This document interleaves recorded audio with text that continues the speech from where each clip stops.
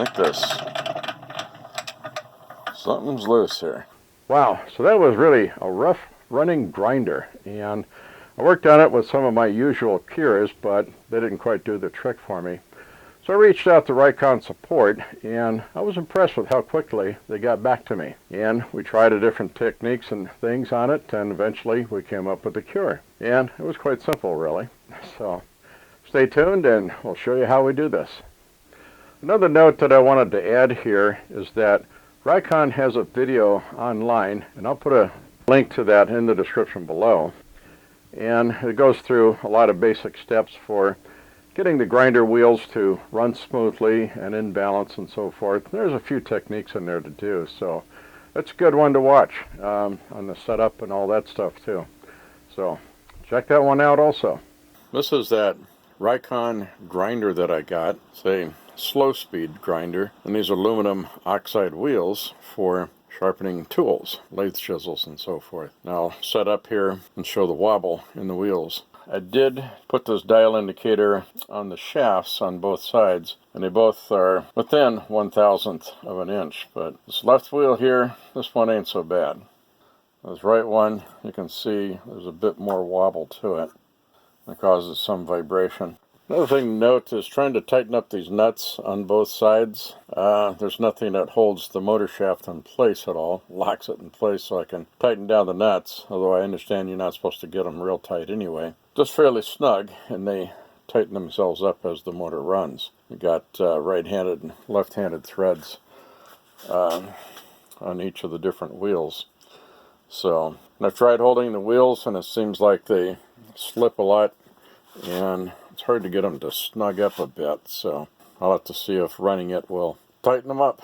Turn this on here now, and I did it once already, and the nuts have snugged themselves up a bit, so hopefully that'll do the trick. I'll turn this on and see the vibration. I've got a couple of F-clamps to hold these down to the workbench, otherwise it seems to vibrate a bit. That's because it's got some rubber feet on there.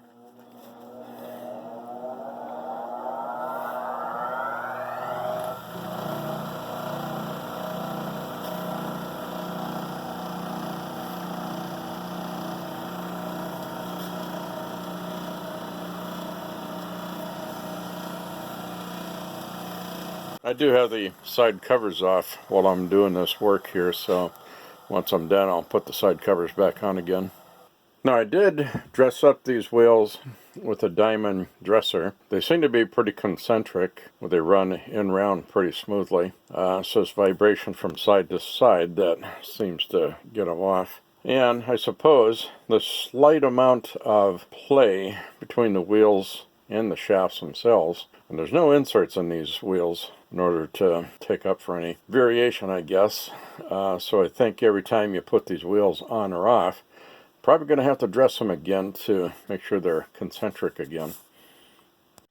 Okay, so when I first started this up here, I had some pretty good wobble side to side, but now let's see how much it does. Perhaps with the nut tightening up after I started it up, tighten that up so it's not wobbling as much now, and try turning it on here again, I guess. Yeah, there I can see it.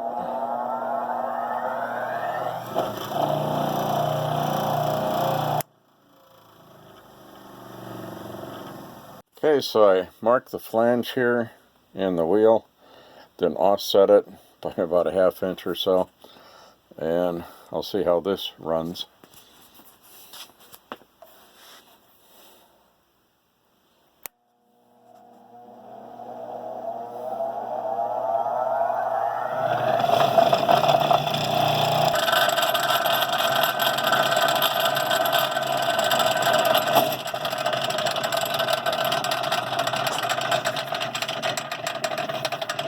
Like this. Something's loose here. Oh, it's this side. This nut came loose on this side. I've tried tightening up these nuts again as much as I can. You can't really get them on there tight, because then the nut on the other side just seems to come loose. So see if this does the same thing again.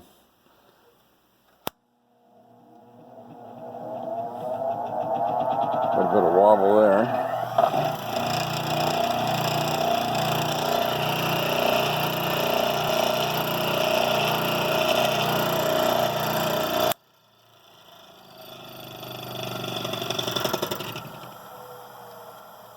Well, this nut doesn't seem to be loose.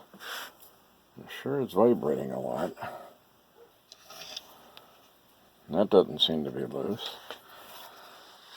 Try this again here.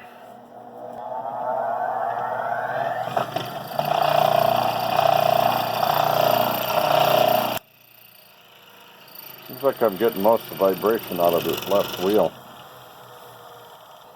Well, it doesn't seem to be the one that wobbles so much. Yeah, just out of curiosity, thought I would take these grinding wheels off and run it and see what it sounds like. I don't know if there might be some bearing issues in this, although I did check the shafts with the dial indicator and they seem to run true, so I don't know. I'll start this up and see what I get.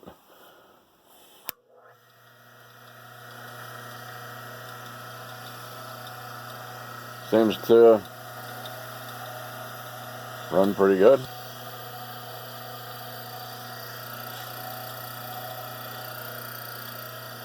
So, would not seem that that all seems to be good and tight, so I don't think it's the motor. I think it's got to be in the grinding wheels here somewhere. I've been putzing around with this grinder here, trying to get it different ways to reduce the vibration and so forth. But I think I've just about got it now. Tell you what I did. I reversed this wheel around on the right, because that was the one that was wobbling and vibrating so much. This one did a bit too, but it seems to be better now. And what I tried before was clamping it to this work table here, which is just 3/4 inch thick. And it's just a kind of a minor work table that I use, not for any heavy duty use. I love putting things on this workmate here. I put a lot of my sharpeners on here, including the Workshop 3000 and also the Tormek T8. And I like it because this gets it to a lower height than a normal bench height. So it makes it easier to work with, especially if you're short like me. I'm only about 5'7". And this will give me better ability to work with the tools on the grinders and so forth. And I've got this on a set of wheels here. Now these wheels I built, and actually I'll put a link down below to how I built these wheels. I got a video on that, so I'll show you how I do that. It's one of my early videos, so forgive my rough presentation on how I did that. I'm improving over time. I'm still far from perfect, but got this seem to be running pretty good now. I'll turn this on. As you can see, there's not much of a wobble on this anymore. It runs pretty smooth. It's not rattling all over the place. Got this sitting on here, and got these F-type clamps on each side of it to hold it onto the workmate here so it doesn't like vibrate and lock itself off the table. And that seems to give it some stability. A lot less rattling around. Runs a lot better. A lot smoother. I think if I redress these wheels again for being concentric, good and round at least, that will help reduce some more of the vibration. So I think I've got it here. This will work pretty well. I'll move on here, give a summary. Okay, so in summary here, what we did was, I'm going to refer to my notes here as I do this. I did check the shafts, the drive shafts on the grinder motor to make sure they were running true. And they were within 1/1000th of an inch on both shafts, and so that was great. And none of the shafts were loose or anything. I checked for the flatness of the flanges that hold the wheels in place. And also I checked for the flatness of the wheels themselves, and all of those were coming up pretty good and flat, so that wasn't a problem. And while these grinding wheels didn't have any bushings in them per se, the holes that fit onto the shafts did fit pretty snugly, so that wasn't an issue either.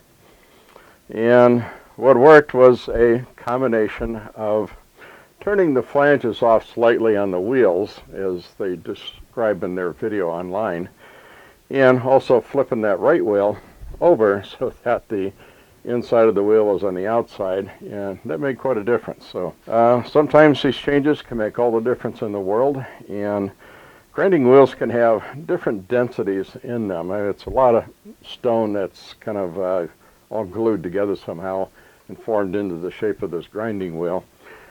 And you can get different densities in there, which can throw off the balance, just like the wheel on your car. So sometimes there's a lot of different ways where you can balance these grinding wheels, and they can get to be kind of complicated. You can see a lot of videos on YouTube here on how people will balance their grinding wheels. So usually on smaller wheels, like about 8 inches or less, they don't get into a whole lot of balancing with those, because you're dealing with a small wheel by comparison to some of these big shops where they want to really get them truly balanced. So anyways, that's a summary of how we got this all done.